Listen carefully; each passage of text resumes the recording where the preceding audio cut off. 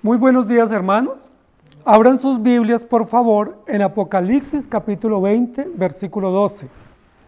En esta mañana continuamos, como hemos venido siempre llevando el desarrollo de esta serie, estudiando paso a paso, sin ningún afán, pero con mucho interés, con mucho entusiasmo, la palabra de Dios en el libro de Apocalipsis. Hemos estado haciendo una serie detallada, una serie expositiva, una serie histórica, bíblica, conectada con todas las verdades que se nos presentan en el libro de Apocalipsis y viendo cómo esas verdades del libro de Apocalipsis son maravillosas. No solamente nos ilustran el conocimiento, sino que nos nutren la fe y nos dan esperanza. La idea no es solamente tener conocimiento, querida iglesia. La idea es que ese conocimiento se traduzca en vida, se traduzca en gozo, en esperanza. Y ustedes y yo saben que en estos momentos difíciles que el mundo pasa, los únicos que podemos tener más tranquilidad y confianza en estos momentos somos los cristianos. ¿Por qué? Porque tenemos esperanza, tenemos gozo y confianza y tenemos garantía. Y la única garantía que tenemos es la palabra de nuestro Dios, es el Espíritu Santo.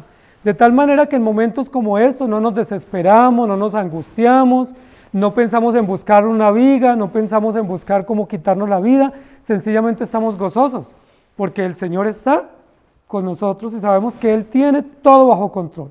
El texto de hoy, que es el versículo 12 del capítulo 20, dice: y vi a los muertos, grandes y pequeños, de pie ante Dios, y los libros fueron abiertos, y otro libro fue abierto, el cual es el libro de la vida, y fueron juzgados los muertos por las cosas que estaban escritas en los libros según sus obras.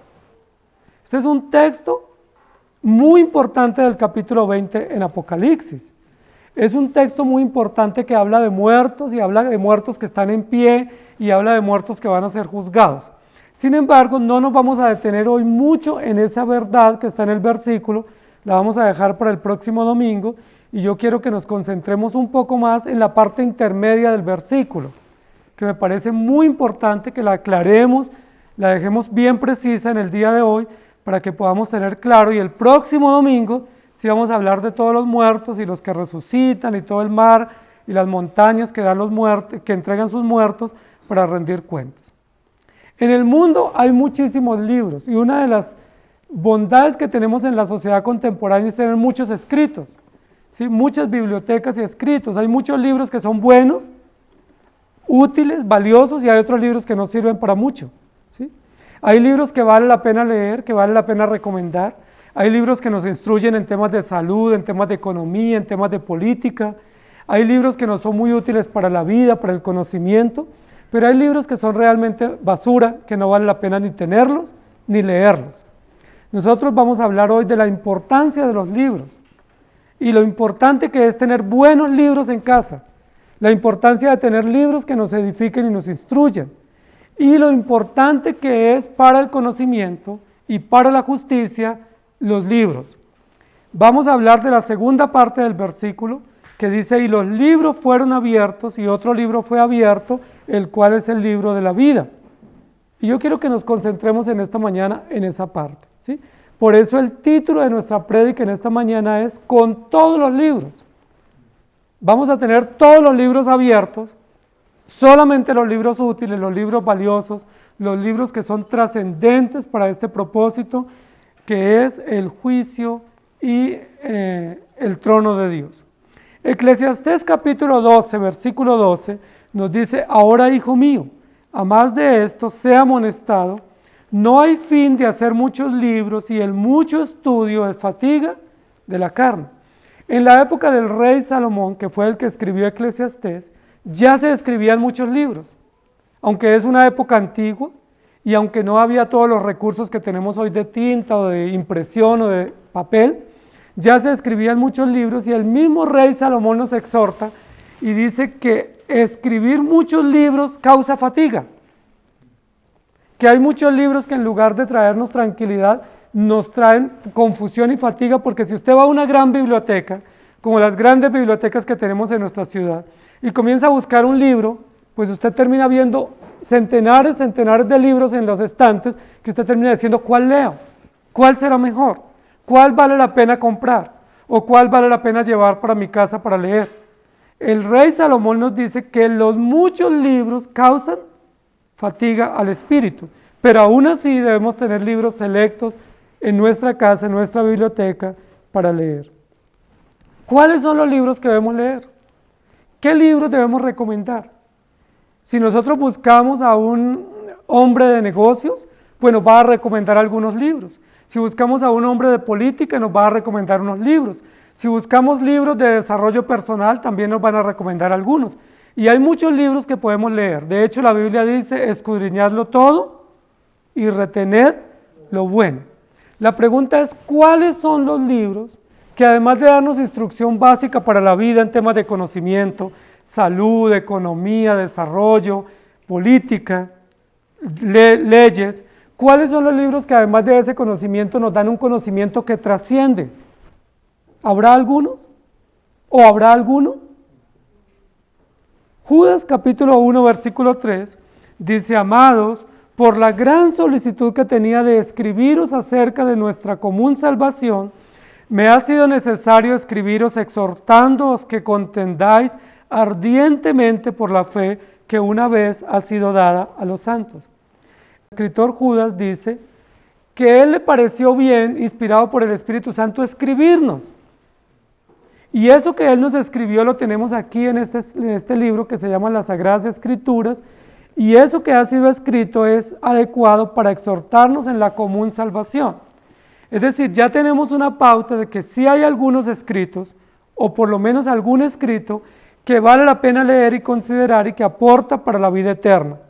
Segunda de Timoteo capítulo 3, versículos 16 y 17, dice, toda la escritura es inspirada por Dios y útil para enseñar, para redarguir, para corregir, para instruir en justicia, a fin de que el hombre de Dios sea perfecto, enteramente preparado para toda buena obra. ¿Qué dice ese texto del libro de Timoteo? Toda la escritura es inspirada por Dios, toda. Ahora, no estamos hablando de que todos los escritos sean inspirados por Dios, porque hay muchos escritos de magia, hay escritos de superación personal, hay escritos eróticos, hay escritos de sexo, hay escritos que tienen muchas ideas comunes. Lo que está diciendo aquí es que toda la escritura que tenemos a la mano, compendiada en este libro, que se llama Las Sagradas Escrituras, absolutamente toda, desde el principio a fin, ha sido inspirada por el Espíritu Santo. No todos los libros, sino toda la escritura que Dios nos ha dejado y que ha preservado para nuestra instrucción, ha sido inspirada y es útil para enseñar, para redarguir y para corregir y para instruir en justicia. La pregunta que nosotros tenemos que plantearnos en esta mañana, con el texto de Apocalipsis, que dice que los libros fueron abiertos, es cuáles libros son los que van a ser abiertos en esta oportunidad en el trono celestial. Si ustedes notan, dice, y los libros fueron abiertos. Habla en plural, no habla en singular, no dice, y el libro fue abierto. Si dice que los libros fueron abiertos es porque hay varios libros. ¿Estamos de acuerdo? Y si hay varios libros, ¿cuáles son esos libros? Y si hay varios libros, ¿en manos de quién están esos libros? ¿Quién los escribió? ¿En quién reposan? ¿Quién los tiene a la mano? Es una pregunta importante que yo quiero que resolvamos en esta mañana y que la resolvamos, por supuesto, a la luz de la palabra para que tengamos tranquilidad. Hay personas que dicen que hay libros inspirados que Dios tiene a la mano, como el libro de la ley, pero que hay libros humanos que se tienen que tener como registro y como base para las obras y que esos libros tienen que ser abiertos. ¿Será así? Que Dios tiene que cotejar la información que Él tiene con la información humana para sacar una conclusión y un veredicto para el juicio. ¿Es posible que haya unos libros en poder de Dios y otros libros en poder de instituciones humanas y que esos libros se tengan que cotejar y poner en común para conciliar la información y sacar una prueba y una sentencia? Pues cuesta trabajo creerlo, ¿cierto? Estamos hablando de que esos libros son abiertos, pero la pregunta es, ¿dónde van a ser abiertos? ¿En qué lugar, en qué escenario los libros son abiertos? Y recuerden que en el versículo anterior dice que vi un gran trono blanco y el que estaba sentado delante de él, y los libros fueron abiertos. Entonces, ¿dónde son abiertos los libros? En el trono celestial. es decir, en el trono eterno o en el gran trono blanco. Y la pregunta es, ¿quién los abre? Pues el texto dice el que estaba sentado junto al trono. ¿Quién es el único que tiene facultad, poder y autoridad para abrir los libros? Pues el que está frente al trono sentado y el que va a dar todo el dictamen final de su justicia eterna. En tal sentido es Jesucristo, el Cordero vencedor. Entonces estamos hablando de libros en plural, pero estamos hablando de unos libros que son abiertos en el trono celestial. Si esos libros son abiertos en el trono celestial, no pueden ser libros terrenales, ¿estamos de acuerdo? No pueden ser libros comunes como los que nosotros tenemos de papel y tinta, no pueden ser libros como los que nosotros guardamos en la biblioteca, porque esos libros que nosotros guardamos son corruptibles, son temporales, tienen una vida útil, se descomponen, se descosen, se dañan, o se los come la polilla y no pueden permanecer. Pero aquí estamos hablando del justo juicio de Dios en el trono blanco, y los libros son abiertos. Entonces, ¿quién tiene en poder los libros? Jesucristo. Y son libros que Él abre, sin embargo dice que son libros. Y es importante que notemos esto, porque no habla de un libro. Nosotros hasta donde teníamos entendido, era un libro, que es el libro de la ley de Dios, o las Sagradas Escrituras. Sin embargo, aquí habla de los libros que son abiertos. Algunos dicen que esta mención en plural hace referencia a los 66 libros que nosotros tenemos en esta gran colección. ¿Ustedes creen que sí? Puede ser, ¿cierto? Puede ser que cuando habla en plural se refiera a 66 partes o insumos o aspectos del contenido natural o integral de la ley de Dios, que ha sido toda resumida y guardada e inspirada y preservada para nuestro entendimiento, pero también para la justicia.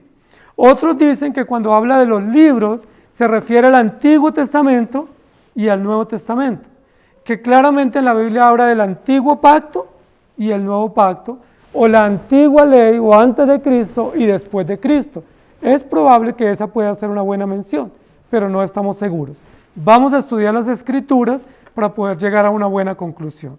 Con todos los libros en el trono celestial, Jesucristo, el Cordero vencedor, está preparado para impartir justicia. Lo primero que nos dice la Biblia es que se ve un gran trono blanco. Lo segundo que se ve es el que está sentado en el trono para impartir justicia. Recuerden que ante esa presencia del que está sentado, todas las naciones huyen, porque no soportan la justicia o la presencia del Cordero vencedor. Pero lo tercero que nos va a decir el capítulo 20 en esta sección es, y los libros fueron abiertos. Y eso es muy importante, porque esto tiene que ver claramente con una disposición jurídica de un juez. Es decir, se abre el tribunal o se abre la sala del juicio, lo primero que hace es aparecer el juez, y lo segundo es abrir el expediente, ¿cierto?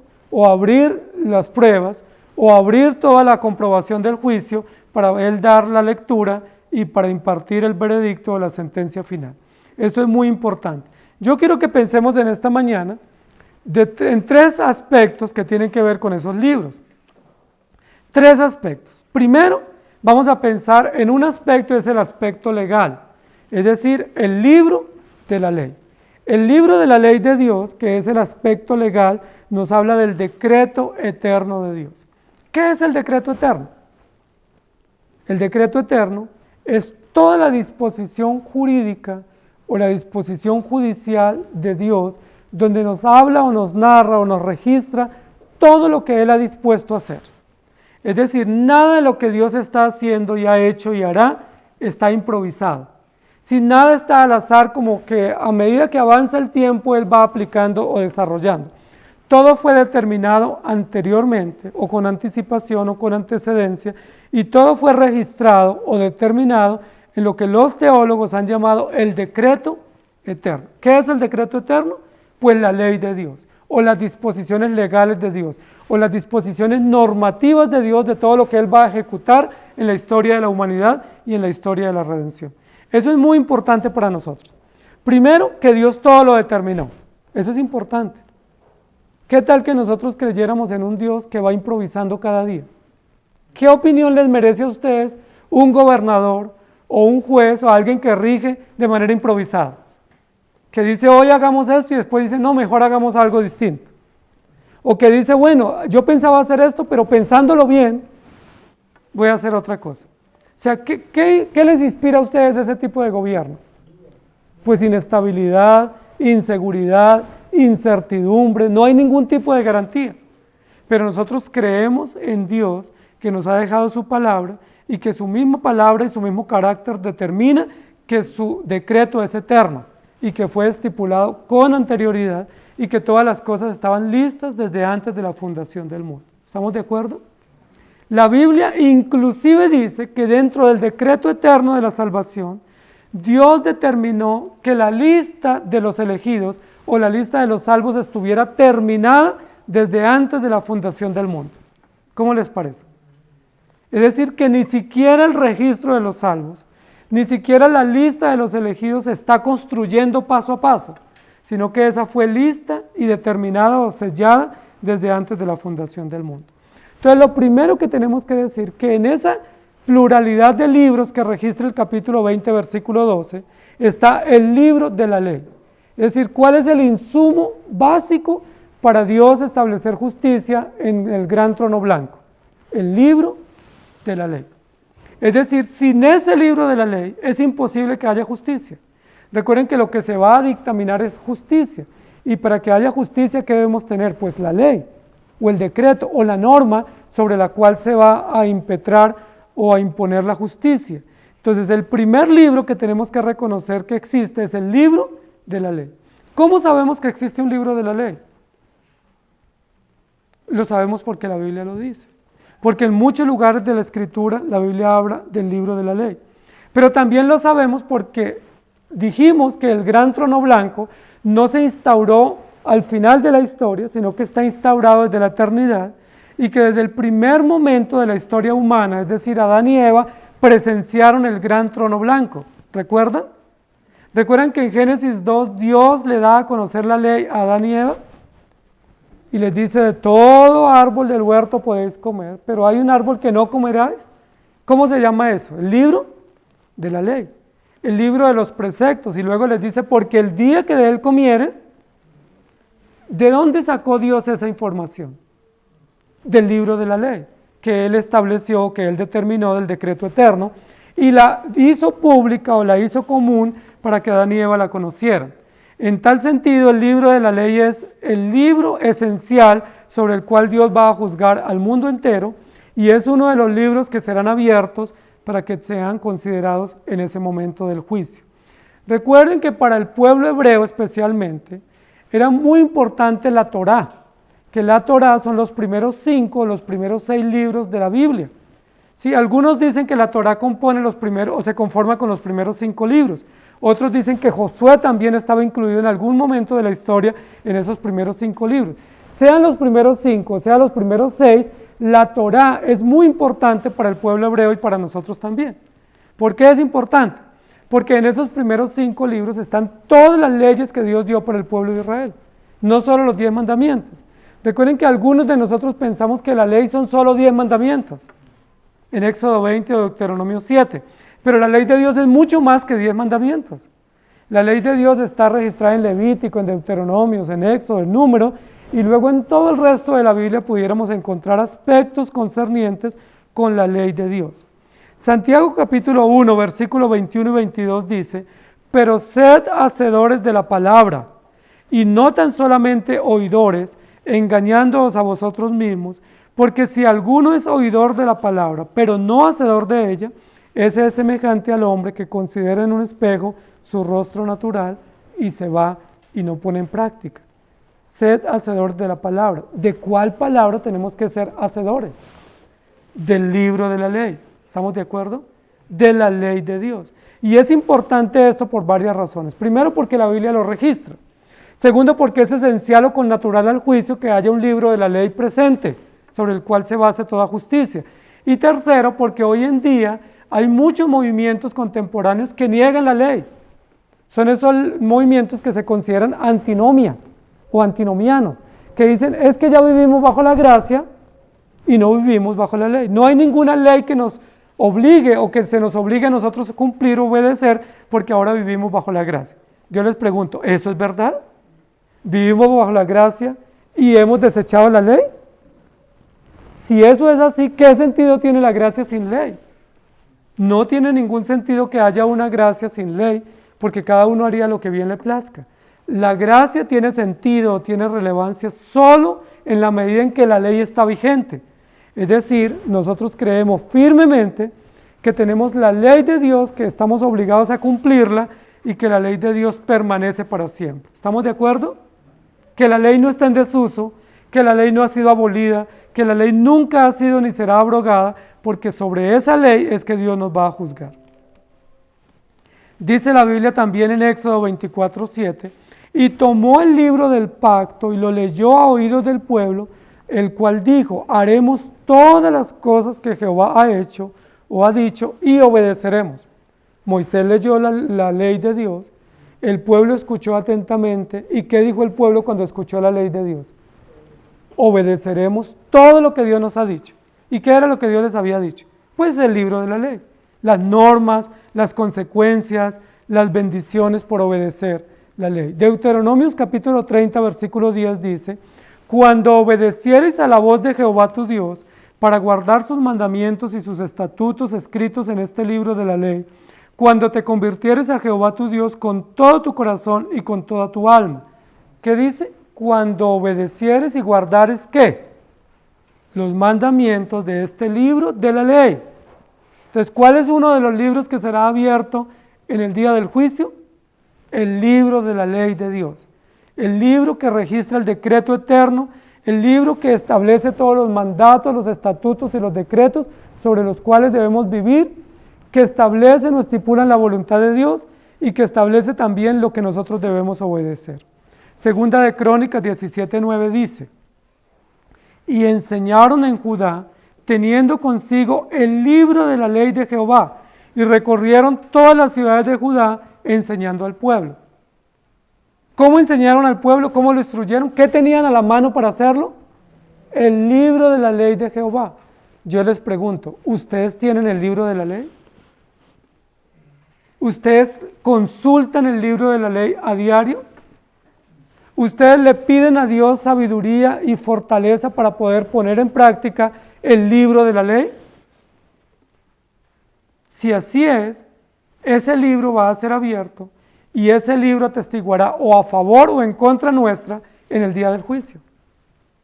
Segunda de Crónicas 35:12 dice, tomaron luego del holocausto para dar conforme a los repartimientos de las familias del pueblo, a fin de que ofreciesen a Jehová según está escrito en el libro de Moisés, y asimismo tomaron a los bueyes.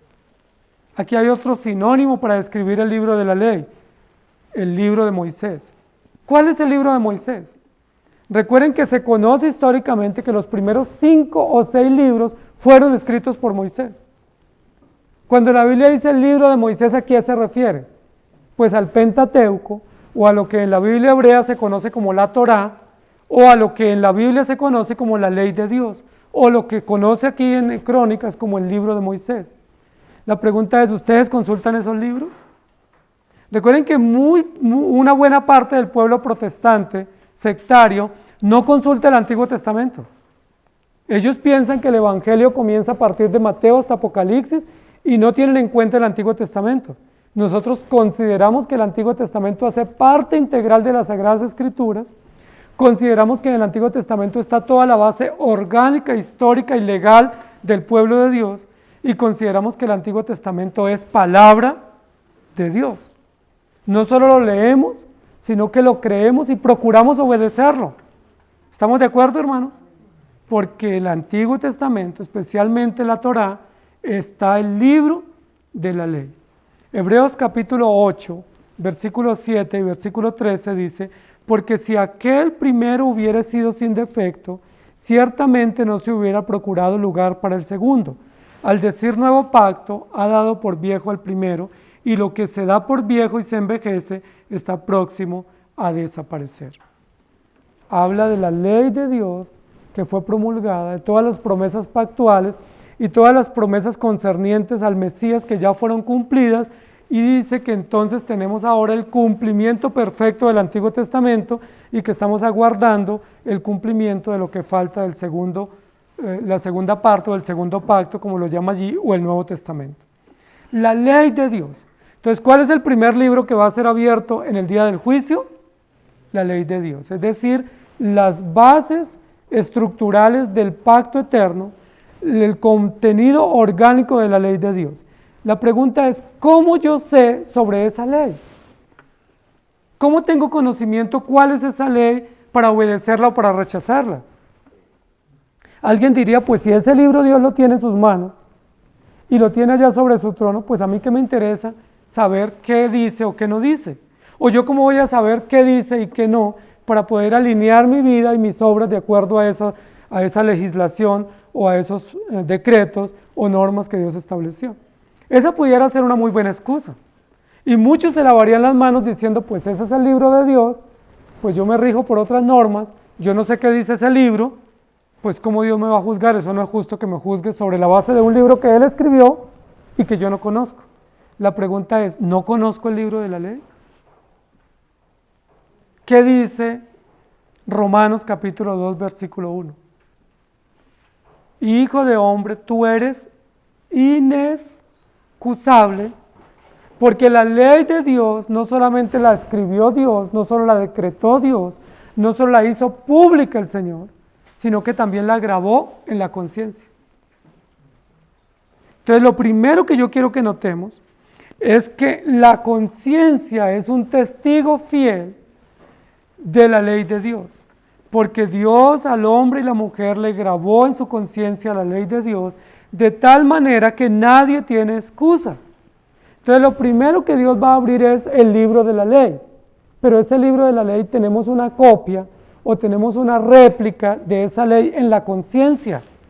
Todo hombre, toda mujer, en cualquier lugar del mundo, de cualquier raza, en cualquier época, tiene grabada la ley de Dios en su conciencia. Haya tenido la Biblia o no, le hayan hablado de Cristo o no, haya ido a una iglesia o no, haya sido de esas naciones o pueblos no alcanzados o tribus no alcanzadas, o de esos pueblos antiguos donde no se tenía la Biblia todavía compilada e impresa y que no existían iglesias cristianas, ya ellos tenían la ley grabada en la conciencia. ¿Estamos de acuerdo?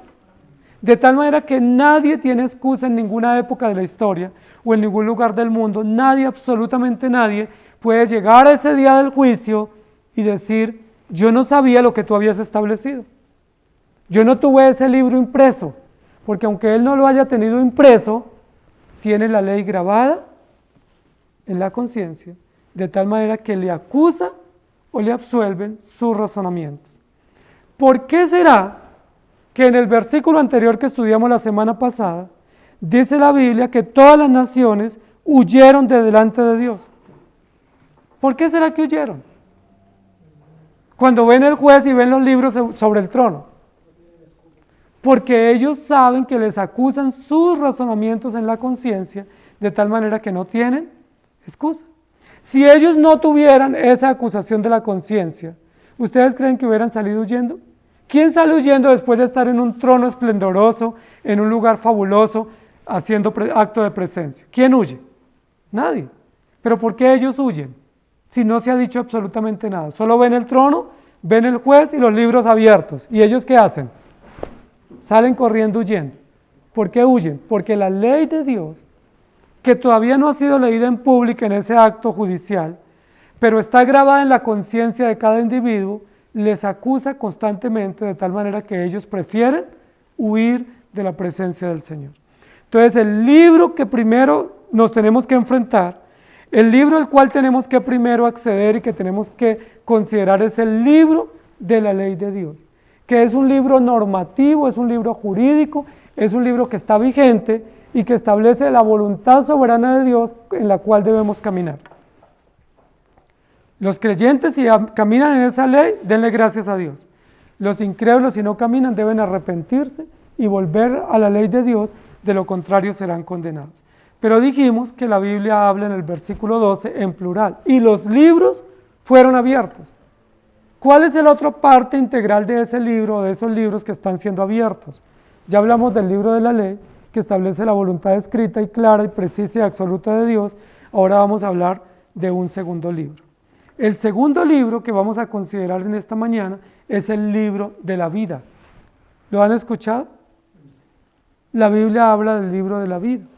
Y vamos a hablar lo importante, lo trascendente que es que ese libro sea abierto y sea puesto sobre este trono, sobre este tribunal, para ser considerado y que sea parte integral de este juicio final, el libro de la vida. ¿Qué significa el libro de la vida?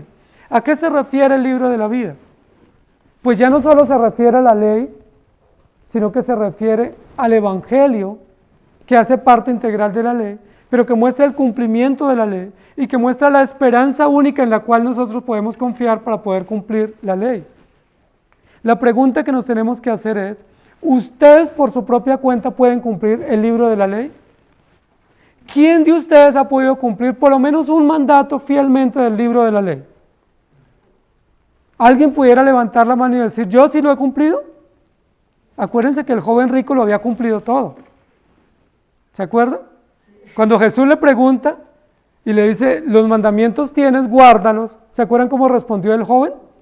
Ah, no, si es eso, yo todo lo he cumplido desde niño. Desde mi juventud lo he cumplido. ¿Me falta algo más? Y lo que Jesús le dice es, tú no has cumplido absolutamente nada. Porque cuando Jesús le dice, una cosa te falta, anda, vende todo lo que tienes y dalo a los pobres, ¿qué fue lo que Jesús le dijo a este joven? Que presumía de ser piadoso cumplidor de la ley. ¿Qué fue lo que Jesús le dijo? Tú no has cumplido absolutamente nada. Porque si tu dinero es tu ídolo, tu Dios es la riqueza, y tú eres avaro, tú no eres amoroso, compasivo, servicial, y tú confías en las riquezas. El final de ese versículo, de ese relato, dice la Biblia, y el joven se fue triste porque tenía muchas posesiones. La tristeza, el irse cabizbajo, lo que muestra es que este joven nunca había cumplido y no estaba tampoco dispuesto a deshacerse de ese ídolo que tenía, que eran las riquezas, para poder seguir al Señor. Entonces la pregunta es, ¿quién ha podido cumplir la ley de Dios? ¿Alguien puede?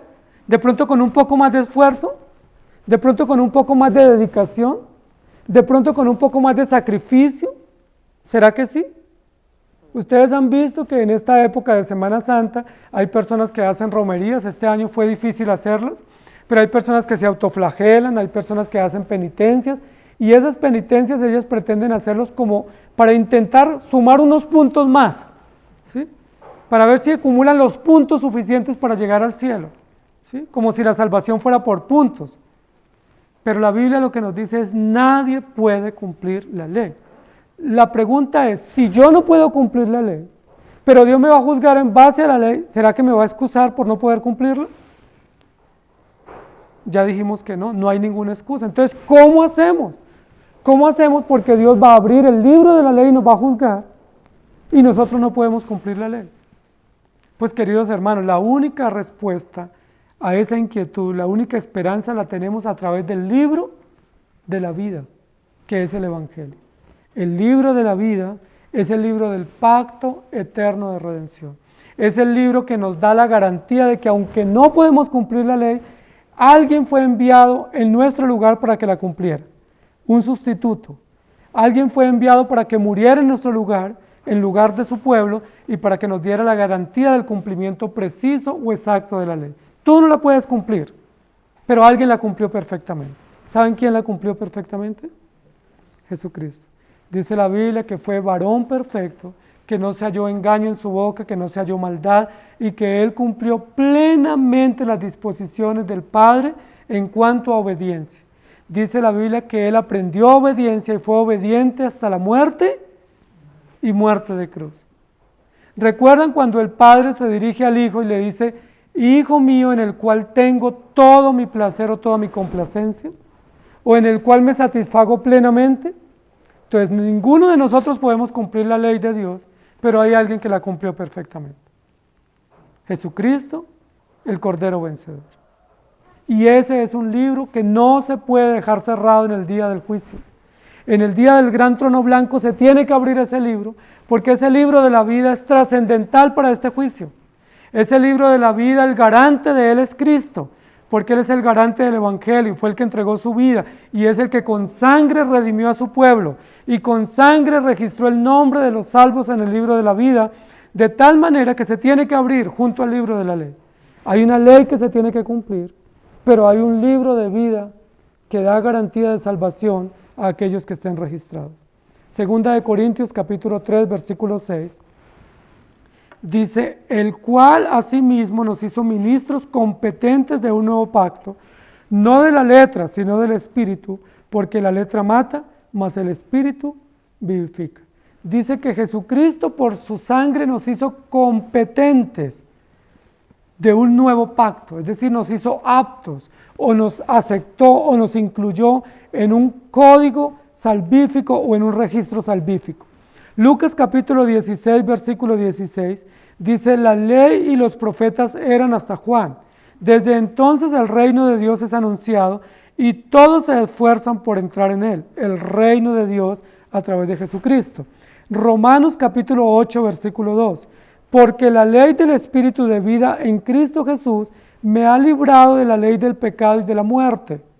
Estábamos bajo la ley de la muerte, pero ahora que Cristo vino a nuestro corazón y nos dio la fe, ahora estamos en la ley de la vida o en el Evangelio. Y Santiago capítulo 1 versículo 25, mas el que mira atentamente en la perfecta ley, la de la libertad, y persevera en ella, no siendo oidor olvidadizo, sino hacedor de la obra, este será bienaventurado en todo lo que hace. El que mira atentamente, ¿cuál ley?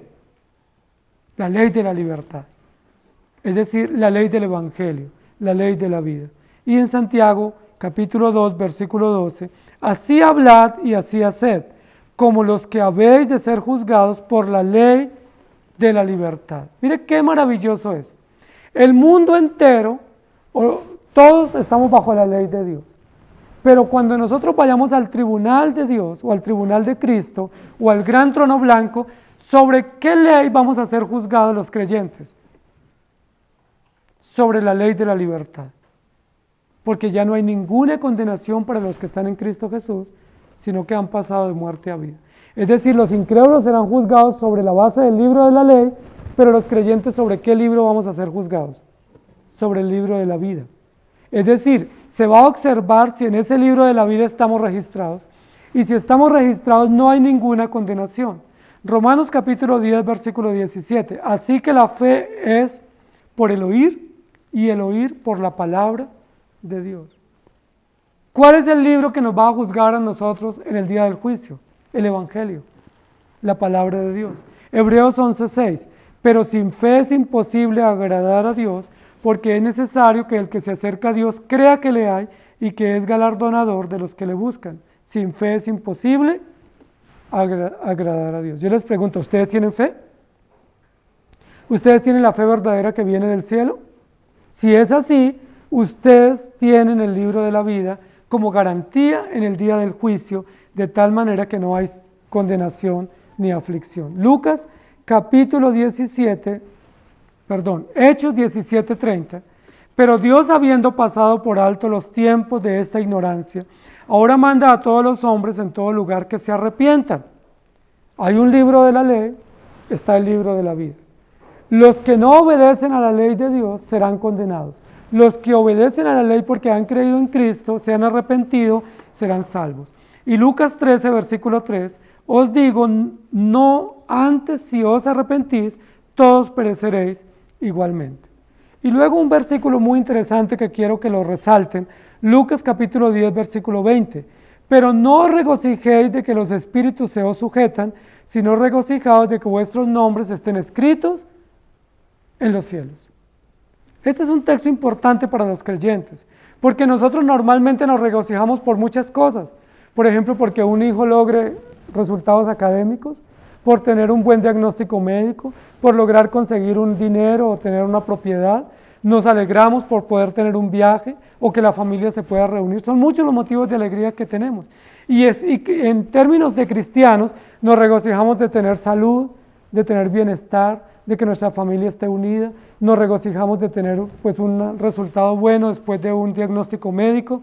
Pues la Biblia dice, todos esos son motivos válidos. pero no son los motivos más importantes. Solo hay un motivo trascendental para los creyentes por los cuales nos debemos regocijar. ¿Cuál es ese motivo? Que nuestros nombres estén escritos en el libro de la vida. Y la pregunta es, ¿y cómo yo sé si mi nombre está escrito en el libro de la vida? ¿Cómo yo sé? Pues por la fe que Dios me ha dado, por el conocimiento que Dios me ha dado la palabra, y porque el Espíritu Santo testifica a nuestro espíritu, diciéndonos que nosotros somos hijos de Dios, y si somos hijos, también somos herederos. Apocalipsis 21-27 dice, no entrará en ella ninguna cosa inmunda, o que hace abominación o mentira, sino solamente los que están escritos en el libro de la vida del Cordero. Mire que lo llama el libro de la vida, el libro de la libertad, lo llama el libro perfecto, lo llama el libro del Evangelio y lo llama el libro del Cordero. Todos son sinónimos para el mismo libro. El Cordero de Dios, que fue el que cumplió todas las disposiciones del pacto de Dios. Dice, solamente entrarán al reino de los cielos, ¿quiénes? Los que estén inscritos en el libro de la vida. Entonces, ¿por qué es importante que el libro de la vida esté abierto en este tribunal? Porque ahí se va a condenar a los justos y a los injustos. Los justos van al reino de los cielos, los injustos van al fuego eterno o al lago de fuego y azufre. Es importante que estén los dos libros allí. El libro de la ley que establece la voluntad perfecta de Dios, pero que sentencia a los incrédulos. Pero el libro de la vida que establece la esperanza de vida eterna y la garantía salvífica que Cristo nos ha otorgado por su obra en la cruz. Apocalipsis capítulo 3, versículo 5 dice así: el que venciere será vestido de vestiduras blancas, y no borraré su nombre del libro de la vida, y confesaré su nombre de delante de mi Padre y delante de sus ángeles. Mire qué versículo más hermoso para nuestra esperanza. Al que venciere será vestido de vestiduras blancas, que garantizan santidad y entrada al reino de los cielos. Y no borraré su nombre. Ahora, la Biblia no está diciendo allí que Dios puede borrar y vuelve a incluir y luego borra y incluye, como algunos creen que el libro de la vida está lleno de tachones. No, la Biblia no está diciendo eso. La Biblia no está diciendo que Dios me incluyó hoy y que de pronto mañana me puede borrar. ¿Sí? Ahí lo que está diciendo, yo lo incluí y nunca más lo borraré del libro de la vida. Y eso es una gran garantía, porque nosotros sí somos cambiantes. Nosotros incluimos y luego borramos, luego aceptamos, luego bloqueamos, y todos nos la pasamos la vida haciendo eso, porque estamos todo el tiempo cambiando de ánimo y de opinión. Pero nuestro buen Dios, nuestro Señor Jesucristo dice, yo los he escrito en el libro de la vida, ¿y qué garantía tienen? Que nunca, nunca los borraré de ese registro. ¿Cómo les parece, querida iglesia? ¿No esa es una gran garantía para nosotros?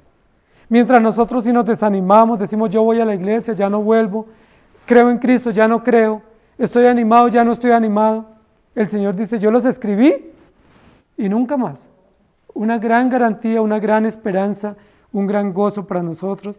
Y no solo dice eso, sino que dice, yo confesaré su nombre delante del Padre y delante de los ángeles. Hebreos capítulo 12, 23, dice, a la congregación de los primogénitos que están inscritos en los cielos, a Dios el juez de todos, a los espíritus de los justos hechos perfectos, a los salvos que están inscritos en los cielos.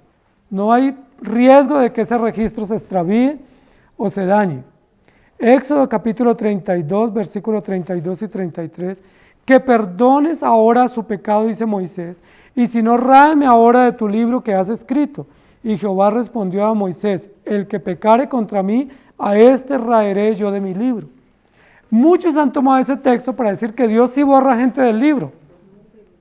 Pues recuerden que la Biblia no dice que Dios iba a borrar a Moisés.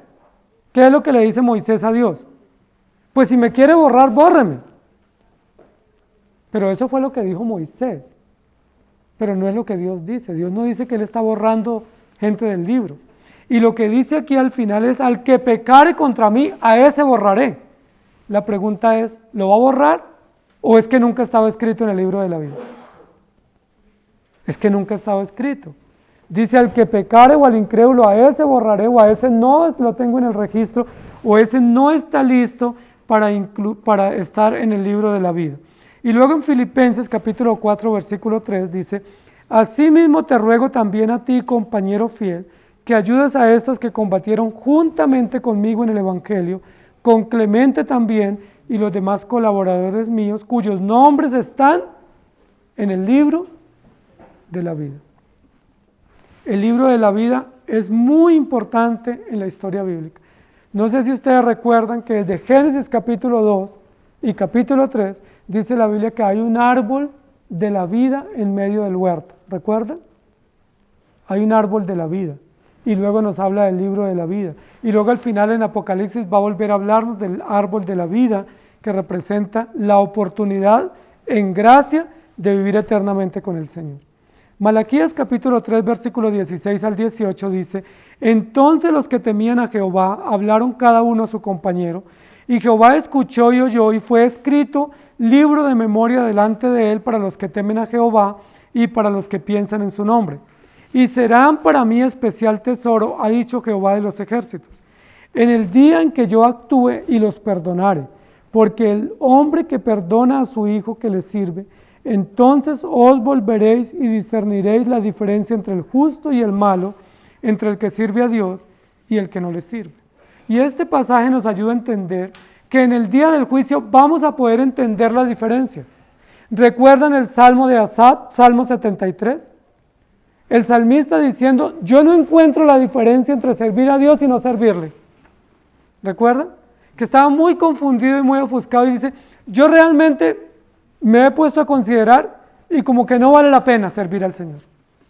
Yo veo que no hay diferencia. Más bien veo que si hay diferencia es a favor de ellos y en contra nuestra. Yo veo que a ellos les va bien en sus negocios y a mí no me va tan bien.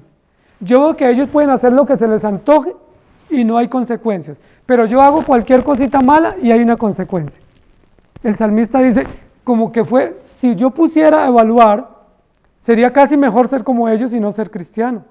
¿Recuerdan el Salmo de 73?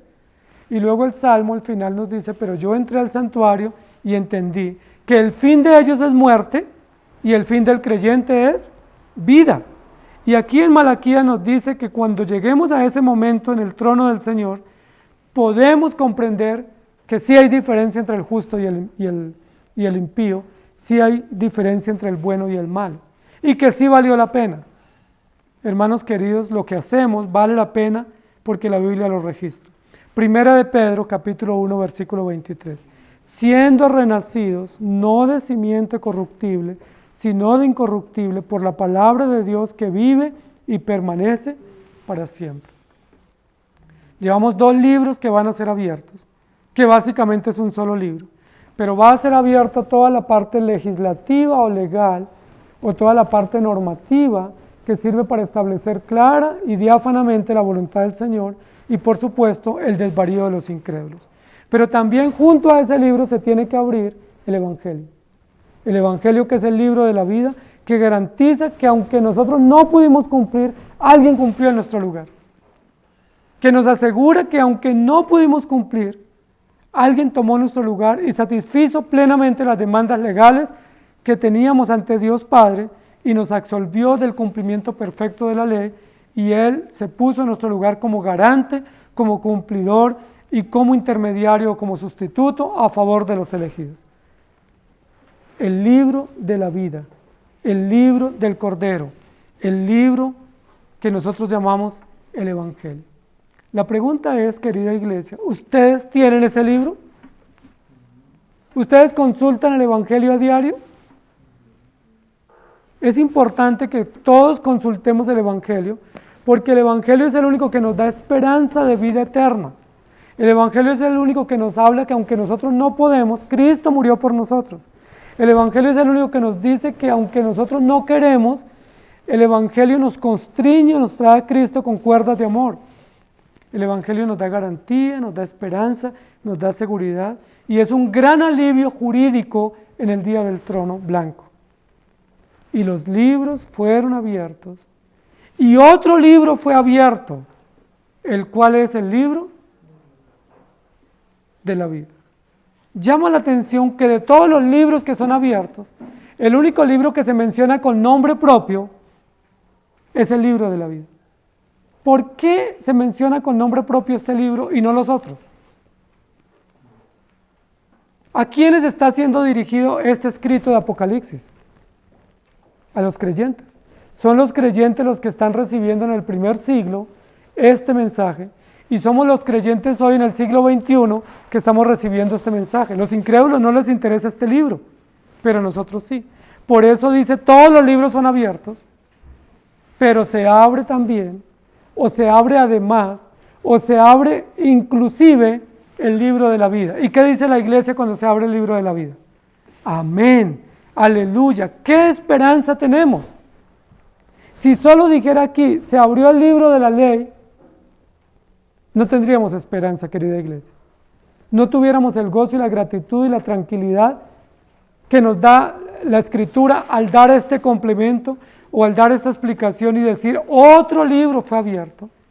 Y ese libro que fue abierto fue ni más ni menos que el libro de la vida. Lo que quiere el apóstol Juan es dar esperanza a la iglesia, dar garantía, darle consuelo. Y sí que somos consolados cuando la Biblia dice que se abre el libro de la vida. Y cuando se abre el libro de la vida no hay ninguna condenación para los que están en Cristo Jesús, porque han pasado de muerte a vida.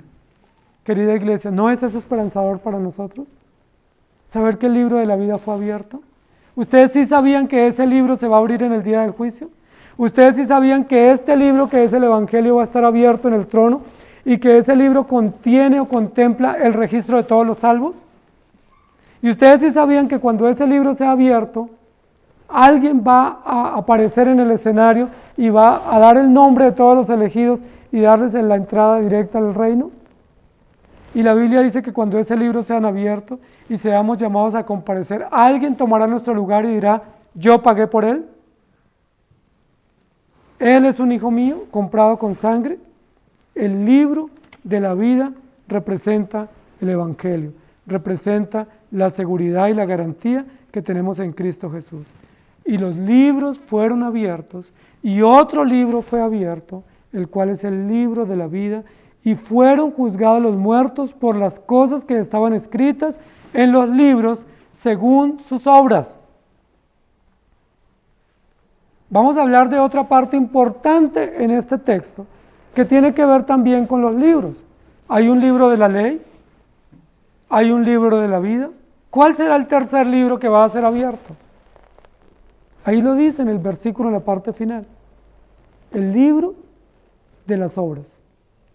El libro de las obras. Dice, todos fueron juzgados por las cosas que estaban escritas en los libros. En los libros. La Biblia dice que las obras de cada uno de nosotros serán manifiestas. ¿Sí lo recuerdan? La Biblia dice que todos tendremos que comparecer ante el tribunal de Cristo para rendir cuentas de todo lo que hicimos, sea bueno o sea malo. Y la pregunta es, ¿desde cuándo ustedes hacen o realizan o cometen obras? Desde que nacimos, ¿cierto? Desde que nosotros nacimos obramos. Hacemos cosas buenas, hacemos cosas malas. Obramos bien, obramos mal. Desde que nosotros nacemos, desde que fuimos bebés, hacemos o realizamos obras, porque estamos vivos. ¿Y hasta cuándo realizaremos obras? Hasta que muramos. Hasta el último segundo de nuestra vida estaremos obrando, bien sea pensando, hablando, actuando, caminando, haciendo obras. Cuando la Biblia habla de obras, no está hablando de lo que hoy en día se llama en el mundo las buenas obras, que una buena obra sería dar un mercado a alguien, o visitar a un enfermo, o dar una limosna. Sí, la Biblia no está hablando de esos que la gente llama buenas obras. Cuando la Biblia dice que tenemos que comparecer a rendir cuenta de nuestras obras, está diciendo es de todo lo que hemos hecho. Por ejemplo, un pensamiento es una obra, ¿estamos de acuerdo? Una palabra que digamos ya es una obra. La Biblia dice que de toda palabra que digamos tendremos que rendir cuentas. Que de todo pensamiento que digamos tenemos que rendir cuenta, que de toda tarea o acción u omisión tendremos que rendir cuenta. Entonces hay un tercer libro que va a ser abierto y es el libro de las obras. Y ese libro registra las obras que cada uno ha hecho mientras estuvo en la tierra. Es un registro, es una bitácora, es un dato preciso, exacto de obras, de hechos, de acciones que cada uno ha cometido.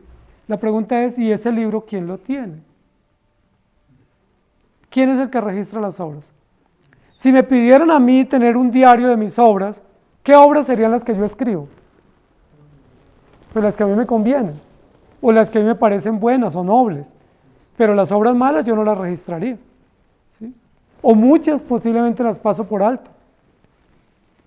Pero este libro de obras lo tiene Dios, que es el registro detallado de las acciones de cada uno de nosotros.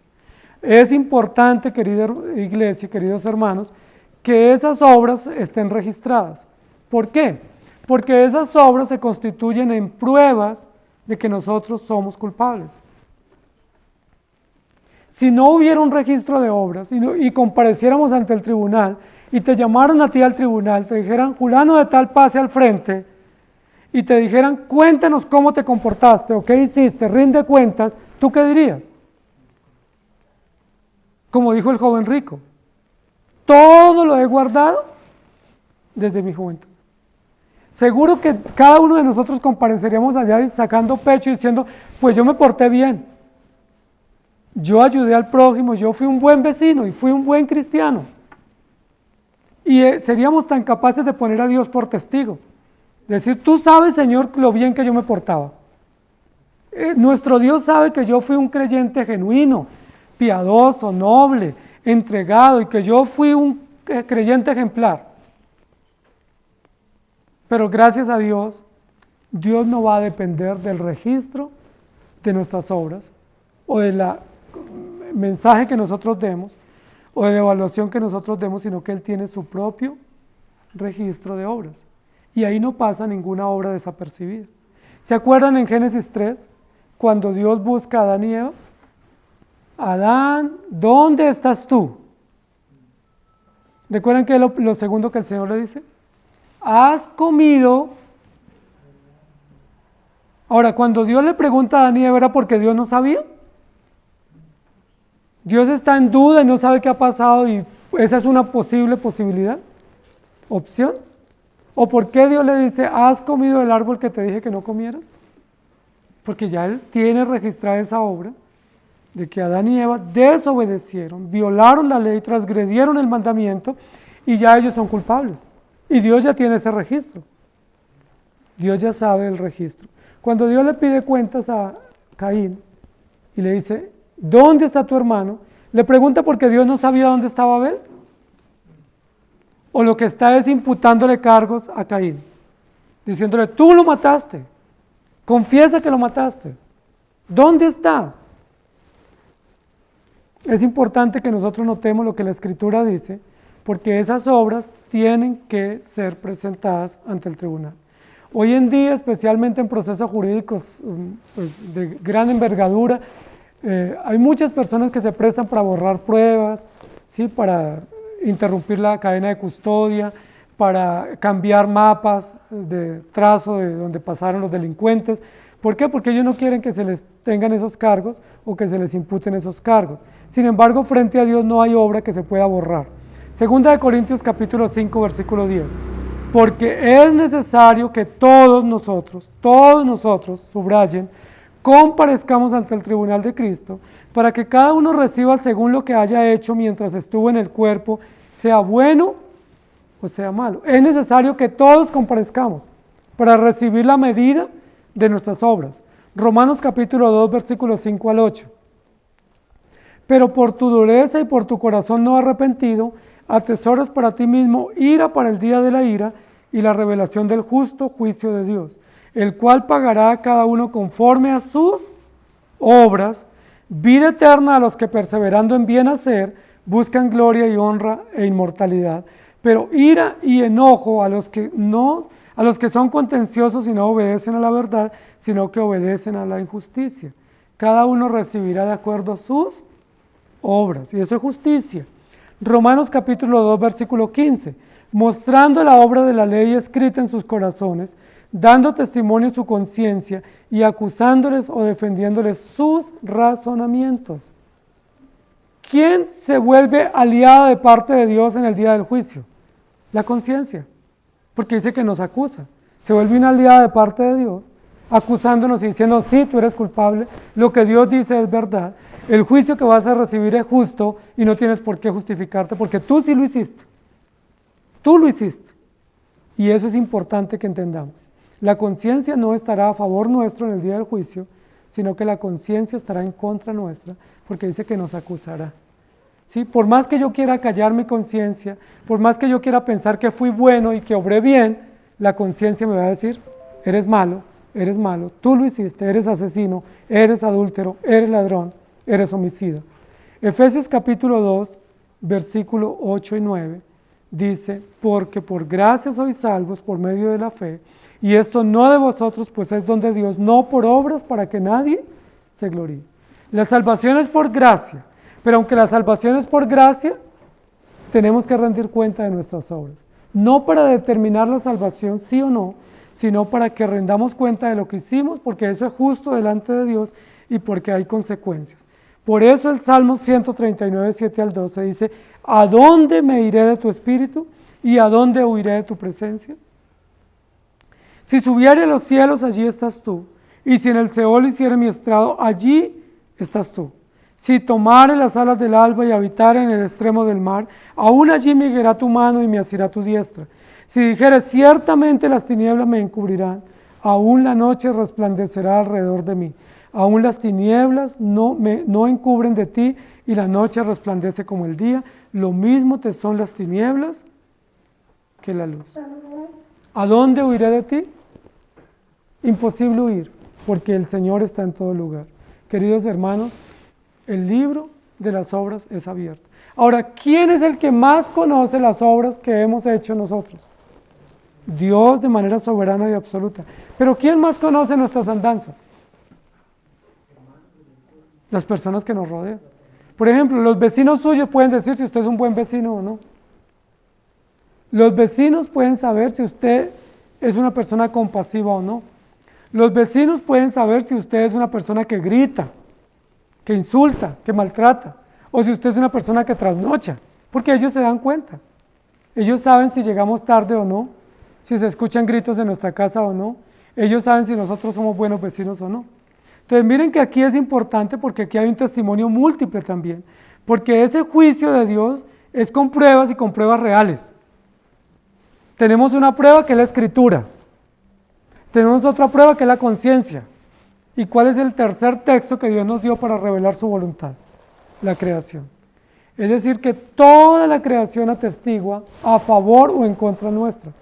¿Recuerdan cuando la Biblia dice de la muerte de Abel? Cuando Abel murió y Dios le pregunta a Caín por su hermano, ¿recuerdan que el Señor evoca un testigo de la muerte de Abel? ¿Quién fue ese testigo que sale ahí a relucir? La sangre de tu hermano Abel clama a mí desde la tierra. Y uno dice, ¿quién dijo que la tierra sirve como testigo? Pero la creación es testigo también de nuestras obras. Yo les pregunto, ¿luego la creación no atestigua que el hombre hoy en día es asesino?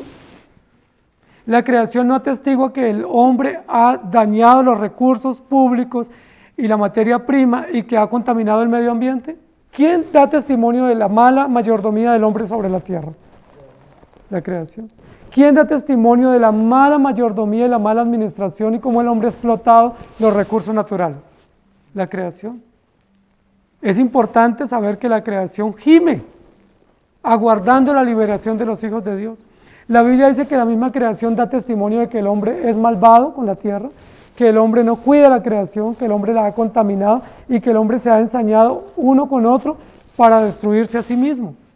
¿Quién da testimonio de eso? La tierra. Versículo que estudiamos la semana pasada dice, y el cielo, y la tierra y el cielo huyeron de delante del trono. ¿Por qué huye la tierra y el cielo delante del trono? Porque tienen que ser testigos. ¿Y contra quién tienen que atestiguar el cielo y la tierra? Contra nosotros. Miren lo interesante.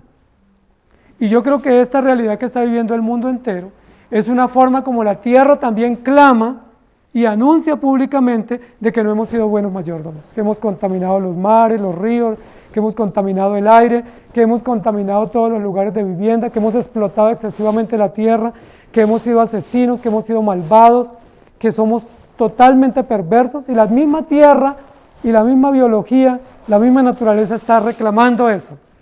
Pero en el día del juicio, la misma creación será testigo en contra nuestro. Así como la tierra atestiguó que sí Caín mató a Abel, en el día del juicio, la tierra, la conciencia nuestra y la misma escritura se volverá en contra nuestra. Tenemos por lo menos 3 textos que serán abiertos en el día del juicio: las escrituras, la conciencia y la creación. Y esos 3 textos atestiguarán en contra nuestra y a favor de Dios. La única esperanza que tenemos es Jesucristo, que va a defendernos en el día del juicio y que va a decir: yo morí por él, yo perdoné sus pecados. El versículo de esta mañana dice: y vi a los muertos grandes y pequeños de pie ante Dios. Esa parte la vamos a analizar la próxima semana. Y los libros fueron abiertos. Y ahí comenzamos a temblar, porque comienza el juicio. La única esperanza para nosotros, la única garantía es: y otro libro fue abierto, el cual es el libro de la vida. Y luego dice: y fueron juzgados los muertos por las cosas que estaban escritas en los libros según sus obras. ¿Quién establece cuáles son las obras correctas? La ley de Dios. ¿Estamos de acuerdo? Dios estableció las obras correctas. Por ejemplo, la Biblia dice que debemos trabajar 6 días y descansar un día. La Biblia dice que debemos cosechar la tierra 6 años y dejarla descansar 1 año. ¿Eso sigue vigente o está en desuso? Eso sigue vigente. Que los negocios se deben abrir 6 años y trabajar y cerrarlos 1 año y luego vivir del ahorro y del producido. ¿Eso sigue vigente? Claro que sigue vigente, porque es los principios absolutos de la mayordomía y de la economía de Dios para la humanidad. Pero como no hemos hecho eso, ¿qué viene sobre la humanidad? Juicio, ¿sí? Hambre, miseria, escasez, epidemias, porque son los reclamos naturales de la creación para decirnos a todos: han sido ustedes malos mayordomos, han administrado mal y hay consecuencias. No podemos explotar la creación de manera desmedida o indiscriminada y esperar que todo funcione igual.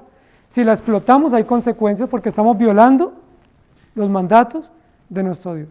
La otra pregunta: ¿quién más sabe de todo lo que Dios estableció en su voluntad y en su ley? ¿Quién más sabe? ¿Quién más es testigo? La conciencia. La conciencia. No solo la palabra escrita nos atestigua de la perfecta voluntad de Dios, sino que hay otro texto, hay otro código moral, hay otro código jurídico que también está presente como testigo y que es prueba fiel para el día del juicio, y es la conciencia. La conciencia suya y la conciencia mía y la conciencia de todo hombre se viene en contra nuestra en el día del juicio, porque atestigua a favor de Dios y en contra nuestra, porque esa conciencia tiene todo el código moral establecido en la ley de Dios y establece toda la voluntad perfecta que se tiene que obedecer. Pero ¿cuál es el otro testigo que va a estar en contra nuestra en el día del juicio? ¿Cuál es el otro testigo que será invitado a presenciar el juicio y que no quisiera estar allí? La creación o la tierra. La creación va a ser invitada al juicio, y ¿qué va a hacer en primera instancia?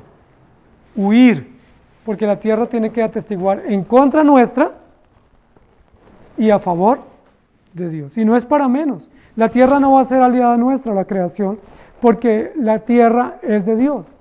Y la tierra tiene que obedecer a la creación, tiene que obedecer a Dios y someterse. Entonces, si Dios pide una prueba, ¿quién la va a entregar? La creación. El versículo siguiente dice que los mares entregan los muertos, las montañas entregan los muertos, todo el mundo entregará todas las pruebas de asesinatos, de ocultamiento de pruebas por jueces y por magistrados, todo parecerá vigente, porque dice la Biblia que la creación estará a favor de Dios y en contra nuestra. Es decir, los libros serán abiertos y todos esos libros están en contra nuestra, al menos que tengamos la esperanza de la vida eterna. Si usted es un creyente salvo por gracia, no tiene ningún temor. Puede venir cualquier testigo a testiguar. Ustedes y yo tenemos un abogado a nuestro favor que se llama Jesucristo. Puede venir cualquier testigo con cualquier prueba ese día. Puede salir todas las obras y esas obras ser vergonzosas las que cometimos acá en la tierra. Pero tenemos una garantía de salvación, y es que Jesucristo cargó el acta de los decretos que nos era contraria y nos declaró salvos por gracia. ¿No es eso una gran esperanza? Maravilloso. Primera de Tesalonicenses capítulo 2 versículo 13, por lo cual también nosotros sin cesar damos gracias a Dios de que cuando recibiste la palabra de Dios que oíste de nosotros, la recibiste no como palabra de hombres, sino según es en verdad la palabra de Dios, la cual actúa en vosotros los creyentes. Queridos hermanos, aunque todos los libros sean abiertos, ustedes y yo no tenemos nada que temer. Por supuesto, hemos obrado mal, tenemos consecuencias temporales de nuestros pecados, pero no hay nada que temer porque frente al trono jurídico del Señor, ya Él nos perdonó. El libro de la vida atestigua y garantiza que ustedes han pasado de muerte a vida y que el Señor está a nuestro favor. Así que los que tienen que temer y temblar y aterrorizarse y huir son los incrédulos.